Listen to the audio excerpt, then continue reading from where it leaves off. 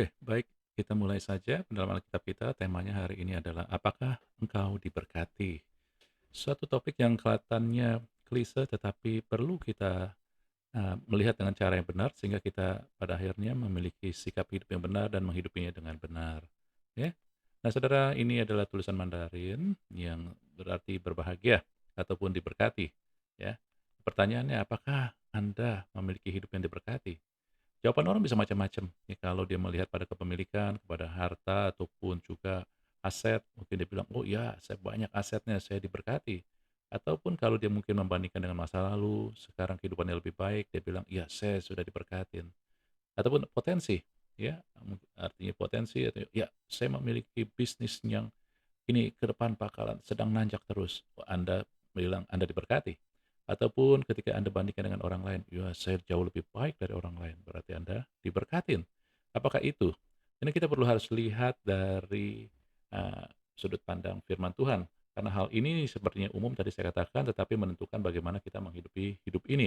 Apakah kita akan hidup dengan ya merasa bahagia atau tertekan, bersyukur atau lebih mengeluh atau menjadi kuat atau lemah ya.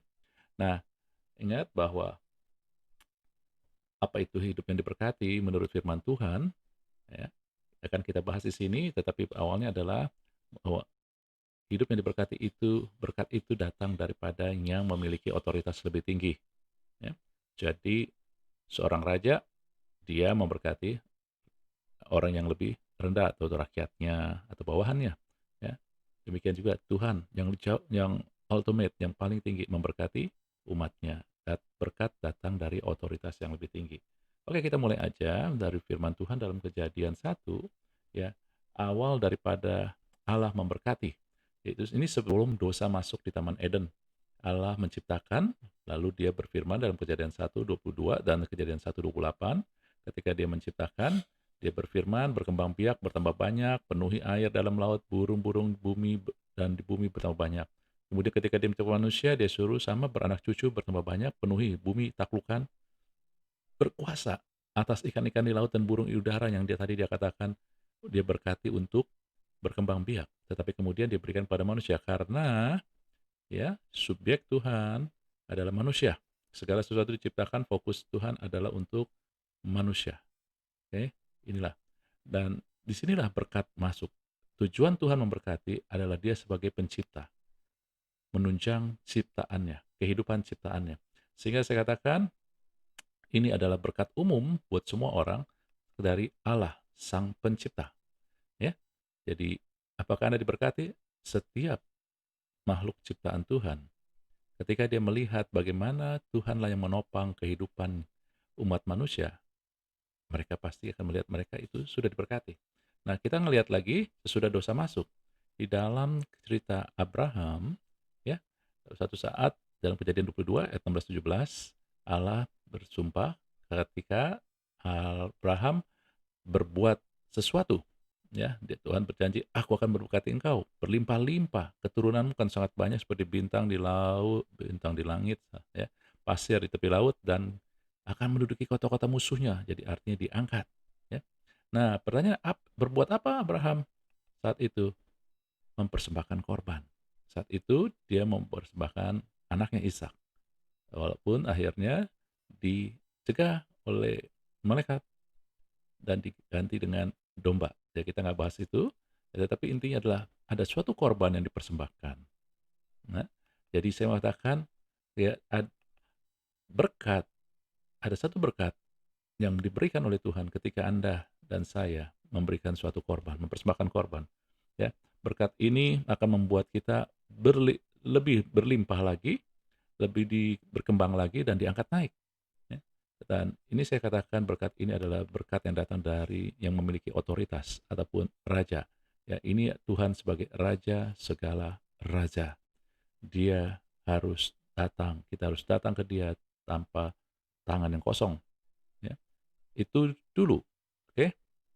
Nah, kita ngelihat ini dia yang dilakukan Abraham. Sebab Yesus belum datang saat itu. Ya. Kita perlu sadar itu. Sesudah itu, suatu ketika juga ada suatu berkat yang diberikan Tuhan kepada Ishak. Ya. Suatu saat dalam Kejadian 26 ayat 3, ketika masa kering, masa susah, Tuhan memberkati, Ishak. Kenapa?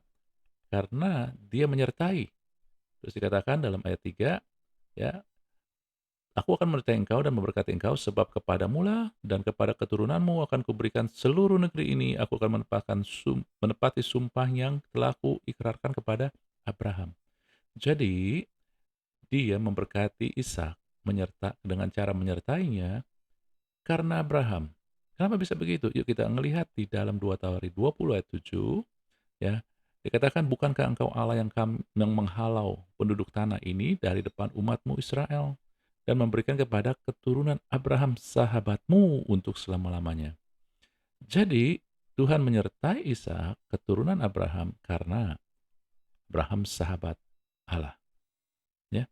Jadi, diberikannya berkat kesetiaan kepada sampai turun-temurun, sampai anak cucu, karena sebagai hubungan kesetiaan, dan itu datang dari penyertaan Tuhan. Ini terjadi juga di dalam hubungan manusia yang kita tahu pada Daud dan Jonathan. Daud Jonathan adalah teman baik, sahabat. Kemudian ketika Jonathan sudah meninggal, sudah tidak ada, ya, anak-anaknya, ya, yang walaupun gak bisa apa-apa, dipelihara oleh Daud. Mephiboset, ya, dipelihara karena Daud melihat hubungannya dengan Jonathan. Oke, jadi ini adalah karena Allah sebagai sahabat yang baik. Ya. Nah, saudari, kemudian juga apa yang terjadi ketika Yesus datang? Ketika Yesus datang, terjadilah hal yang orang bingung ataupun jungkir balik karena mereka tidak mengerti. Ya, dalam Matius 5 ayat 3 sampai 12, ya, ucapan bahagia. Di situ ada berbahagialah, berbahagialah, tetapi bahasa aslinya adalah makarios. Ya, bahasa Yunani makarios. Artinya blessed, diberkati, ya. Orang yang diberkati akan berbahagia. Demikian juga seharusnya ketika Anda tahu bahwa Anda begitu sangat diberkati Tuhan, Anda seharusnya telah diberikan kebahagiaan. Ya, kita nggak bahas tentang Matius 5, tetapi kita melihat bahwa itulah awal juga Tuhan mengatakan berbahagia. Ya. Nah, Anda tahu dan ya kita sudah tahu bahwa ketika Yesus datang, Yesus membawa hal yang lebih baik. Dia membawa perjanjian, di dalam firman Tuhan katakan perjanjian yang lebih baik, artinya yang sempurna, ya. Dan ketika dia datang pun dia pasti membawa hal yang lebih besar, berkat yang lebih besar. Amin. Ya. Jadi ketika Yesus datang, dia juga pasti membawa berkat yang besar buat umatnya. Oke. Nah, kita ngelihat dalam Efesus 1 ayat 3, sesudah Yesus mati dan bangkit, ya, dikatakan, "Terpujilah Allah Bapa Tuhan kita Yesus Kristus, yang dalam Kristus telah mengaruniakan kepada kita apa? Segala berkat." Kalau artinya segala berkat, artinya seluruh, tidak ada yang tersisa. Ini yang kadang kita baca hanya sambil lewat, tapi kita tidak mengaminin dan mengimanin. Tuhan sudah berikan segala berkat, seluruh berkat. Ya. Tapi Anda mungkin mengatakan, "Pak, itu hanya rohani dan di dalam surga. Nanti tunggu kita masuk surga." Enggak. Ketika kita masuk surga, saudara, ya, kita tidak butuh lagi berkat-berkat yang tadi, ya, berkat-berkat yang kita butuhkan di dunia. Karena di surga segala tersedia. Ya, di surga penyertaan Tuhan senantiasa. Ya, tapi ini berbicara tentang apa? Arti ketika firman Tuhan ngomong roh dan surga, Anda tahu bahwa ini bicara tentang daging dibandingkan dengan roh, dunia dibandingkan dengan surga. Maksudnya apa? Maksudnya gini, roh lebih berharga, lebih bernilai daripada sesuatu yang daging. Surga lebih berotoritas daripada dunia. Jadi dengan kata lain, Tuhan mau ngomong, Tuhan menyediakan berkat yang jauh lebih bernilai daripada Anda dapat bayangkan, dan diberikan dari otoritas yang paling tinggi. Artinya apa? Suatu kepastian yang kokoh. Ya. Nah, sebab itulah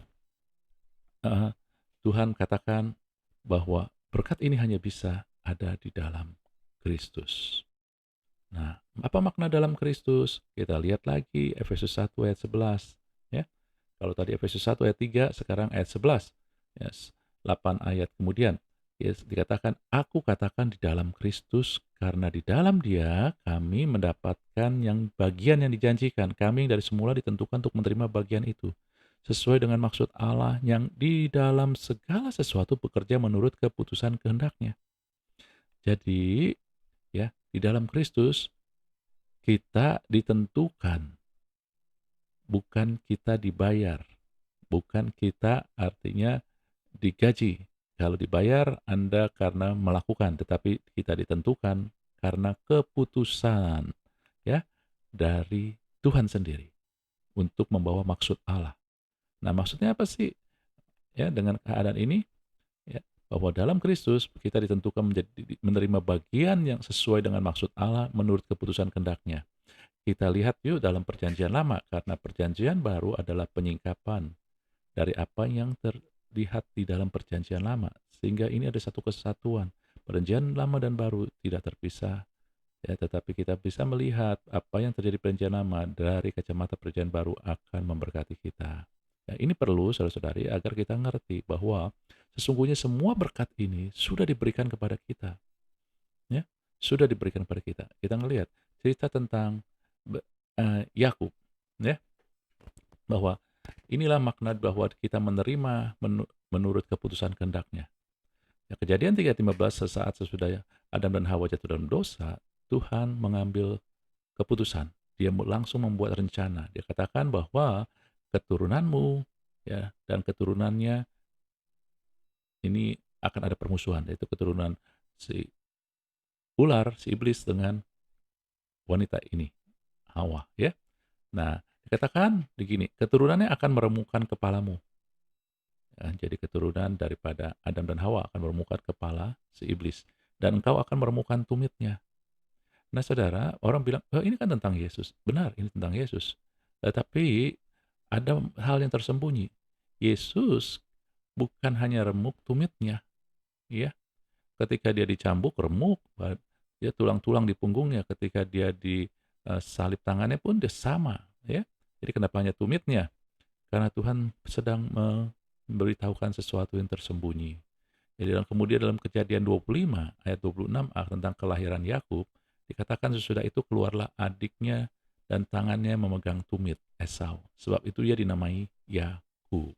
Oke? Nah, saudara-saudari, yang menariknya adalah bahasa asli dari tumit dalam Ibrani terdiri dari aksara ini, ya. Kita lihat, Anda nggak perlu tahu bahasa Ibrani, tapi Anda ngelihat bahwa tumit dan Yakub hanya ini adalah sama, tetapi sama begini. Dalam Yakub hanya ditambahin yod, ya. Yod ini artinya tangan, lengan. Jadi lengan yang memegang tumit, makanya disebut Yakub.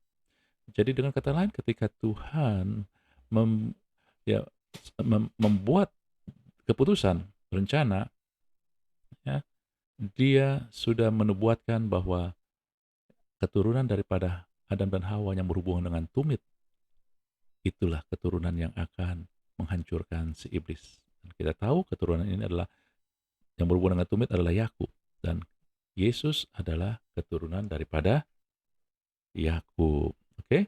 Ya, sehingga Anda bisa lihat sendiri inilah yang terjadi. Ya. Jadi dari semula kita tahu bahwa Tuhan sudah berketetapan memakai Yakub menjadi garis keturunan Yesus.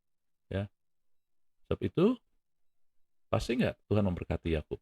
Pasti. Walaupun dia anak kedua, iya, ya, pasti. Tetapi masalahnya adalah Yakub pada awalnya nggak ngerti dan dia mengejar hak kesulungan. Ya.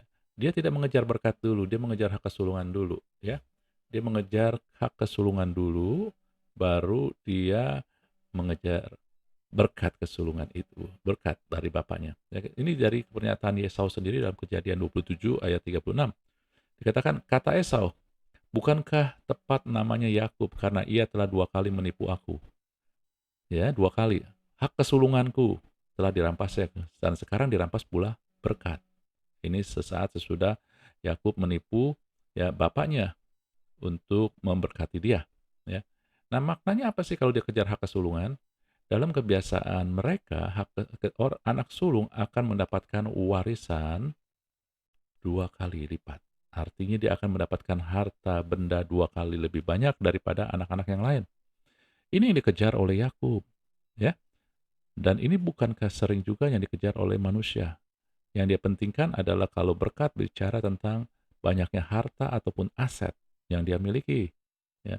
Tapi justru ketika Yakub mengejar ini lebih dahulu, ya ingat lebih dahulu, bukan Tuhan tidak tahu kita butuh, tetapi ketika kita mengejar hal hal ini dulu tentang harta aset dulu, maka yang terjadi adalah dia lari. Yakub jadi lari dan dia ditipu di Laban, dia menderita.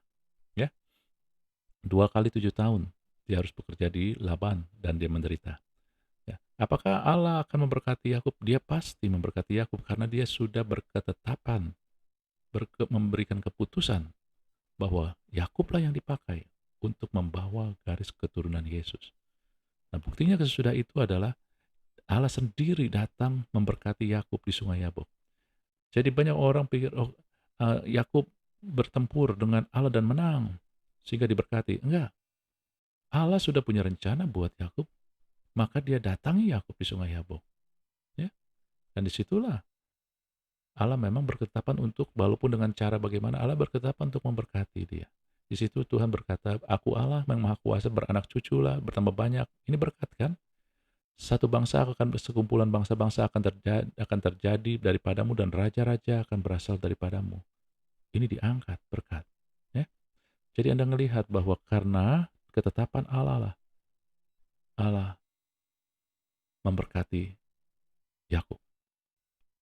Tetapi ini yang kita sebut, ini yang kita sebut Allah sebagai yang memenuhi segalanya, El Shaddai yang maha kuasa, ya, Allah yang maha kuasa.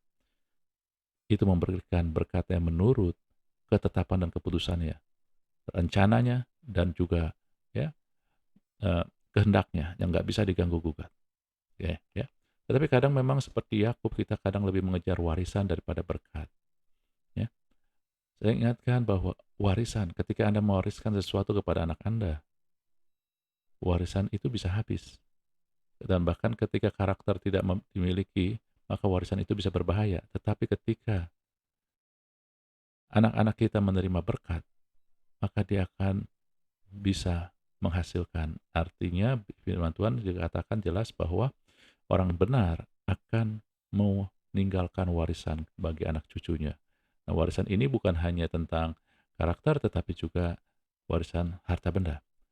Ya, tapi Anda harus menjadi orang benar, karena orang benarlah yang diberkati. Oke? Nah, jadi banyak orang yang mengejar warisan daripada berkat, sehingga tidak menghargai apa yang mendatangkan berkat itu. Ya.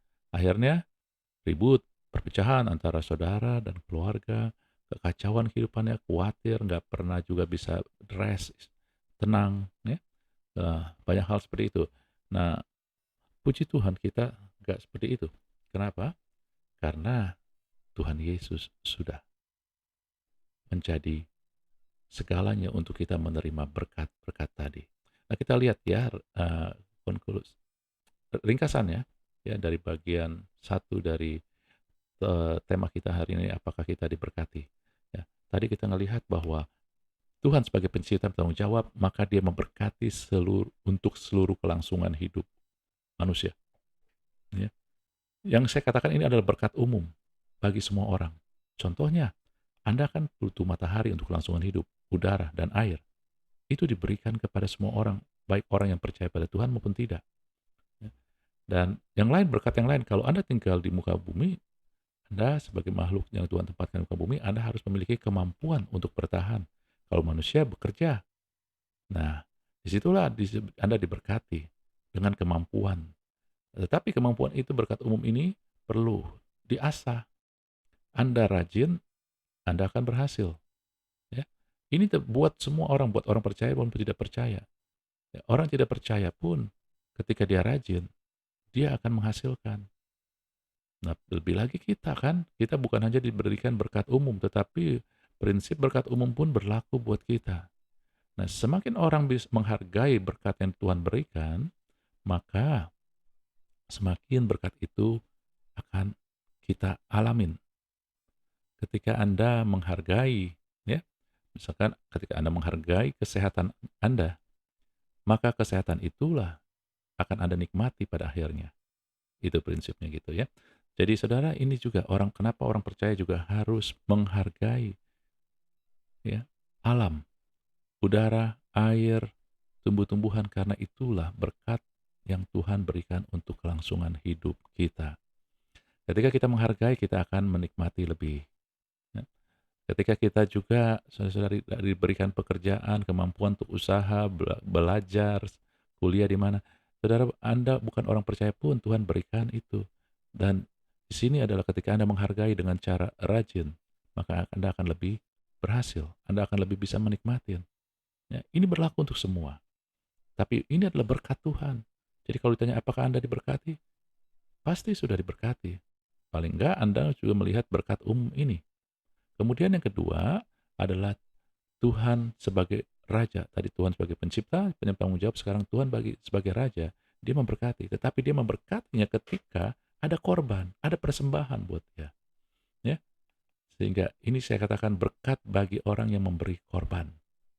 Nah, kabar baiknya adalah korban yang diterima, yang berkenan di hadapan Allah adalah darah. Ya. Dan Yesus telah memberikan korban darah buat kita.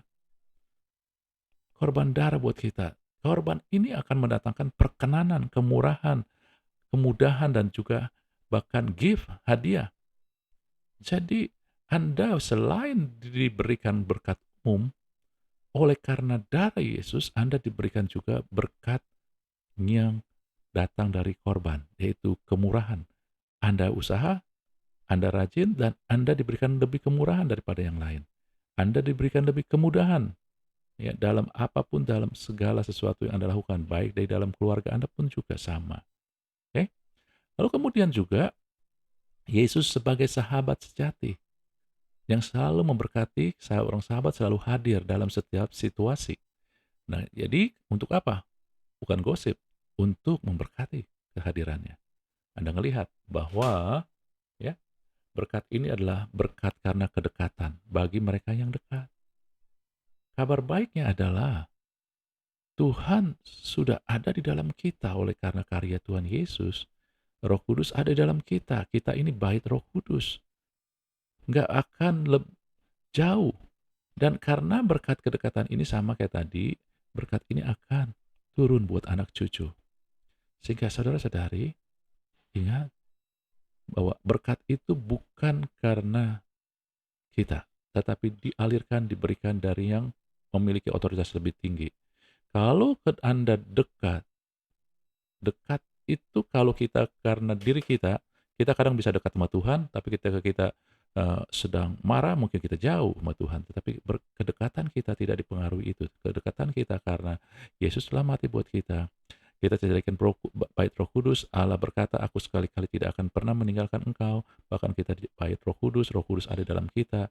Maka kita tidak bisa lebih dekat lagi daripada dengan Tuhan. Karena dia sudah ada dalam kita. Itu kedekatan yang paling dekat. Sehingga Anda harus yakin berkat anak cucu itu menjadi bagian. Anak dan cucu Anda hidup diberkati. Karena karya Tuhan. Bersyukur kan? Nah saudara, mana yang lebih tinggi? Maksudnya dalam hal konteks derajatnya. Apakah tadi kita melihat berkat ini, ya tadi kita lihat tuh, berkat umum buat semua orang atau berkat yang khusus dari hasil dari korban, hasil dari kedekatan. Ya, tentu yang paling umum ini paling biasanya kalau semua orang diberikan itu biasanya nilainya lebih rendah daripada hanya diberikan kepada beberapa orang yang khusus. Amin. Ya, ini adalah orang-orang yang khusus datang dari pengorbanan Tuhan Yesus. Ini karena kemurahan Allah, Allah bertanggung jawab sebagai pencipta semua orang. Jadi dengan kata lain, ini bukan artinya kita menilai ya, tetapi dalam konteks untuk membandingkan aja bahwa ini, ya, Dan berkat inilah, ya berkat-berkat dari memberi korban, dari anak cucu, berkat kedekatan, berkat juga yang kemudian akan kita ngelihat dari pilihan dan rencana Tuhan. Berkat-berkat ini jauh lebih tinggi nilainya daripada yang berkat umum. Nah, kalau yang maksudnya lebih tinggi, lebih kuat artinya, ya.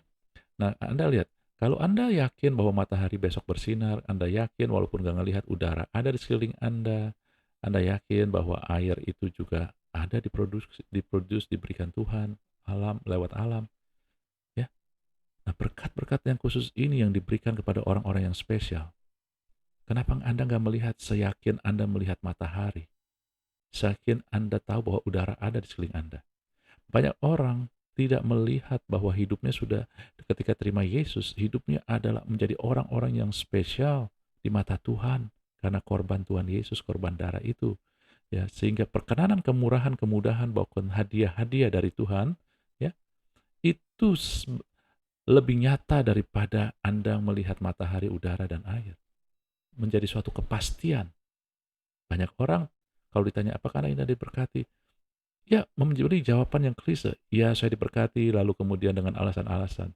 Tapi saya mau katakan, dengan firman Tuhan, Anda sangat-sangat diberkati dan berkat yang kita terima itu adalah suatu kenyataan yang lebih nyata daripada kita melihat, menghirup udara, melihat matahari, ya, ataupun minum air. Jauh lebih nyata.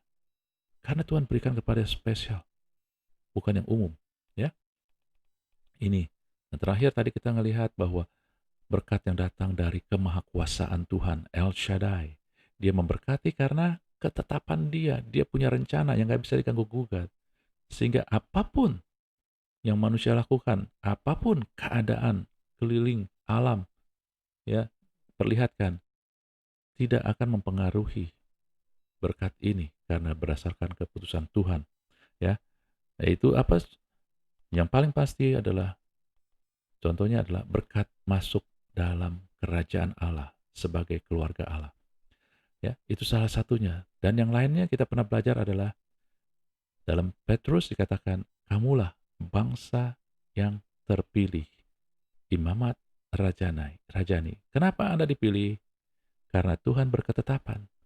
Firman Tuhan katakan, bukan kamu yang memilih aku, tetapi aku yang memilih kamu.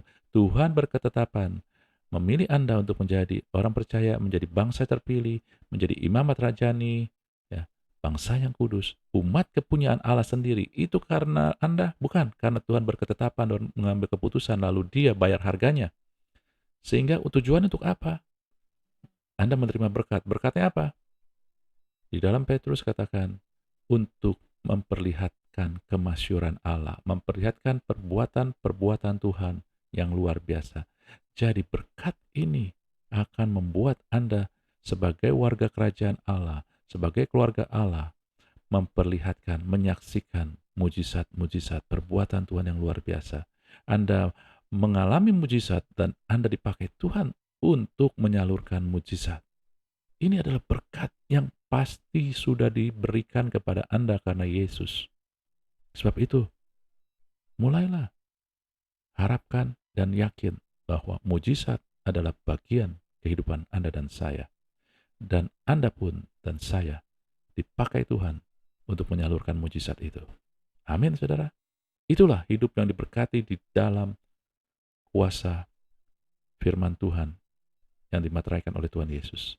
Bukan hanya jawaban klise, ya saya diberkati karena apa yang dimasukkan dunia, apa yang dipakai standar dunia. Tidak. Ya, jangan membuat standar dunia menjadi standar kehidupan orang percaya. Kalau Anda pakai standar dunia, maka ketika Anda nggak punya apa-apa, Anda merasa hidup Anda nggak diberkati. Nah, berkat itulah yang membuat Anda bisa memiliki, ya, harta dan benda. Dan Anda sudah gunakan berkat itu. Tapi sebelumnya terima. Dan sebelum terima, Anda harus melihat dengan cara yang benar. Karena prinsip kerajaan Allah adalah bukan yang memaksa. Tetapi ketika Anda percaya, maka Anda akan melihat. Amin, saudara. Saya rasa saya cukupi dulu PA kita minggu ini. Tuhan berkati kita semua. Amin.